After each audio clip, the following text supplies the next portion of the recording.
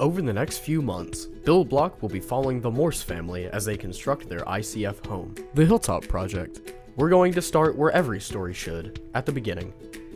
The Morses are a typical suburban family that wanted to trade shopping malls for barnyard stalls and move out to the Appalachian foothills. They wanted to create a more sustainable and natural life for their kids for years to come.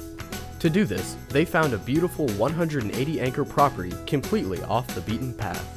Their goal was to create a net zero home that can operate completely off the grid through a combination of wind energy, solar energy, and battery storage. The Morses decided to use ICFs because of the ease of construction and the stability, insulation, and energy efficiency that they provide.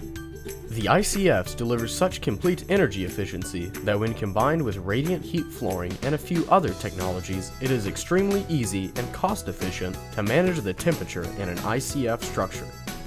The weather where the Morses are constructing their home can be severe, and they chose to use ICFs because of the wind resistance and structural integrity that they offer. They also chose to use ICFs because it meant that they did not need to hire anyone to do the construction for them. Instead, they could construct their dream home as a family.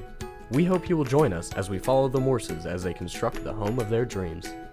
In this first episode, the Morses have decided on the final location for their house. But before the excavation process can begin, the Morses must clear the area of all trees, stones, and other debris in the way of construction. After clearing the area, the Morses survey the land and lay down markings where they will need to dig. Once the Morses have surveyed and marked the site, the family is ready to finally break ground.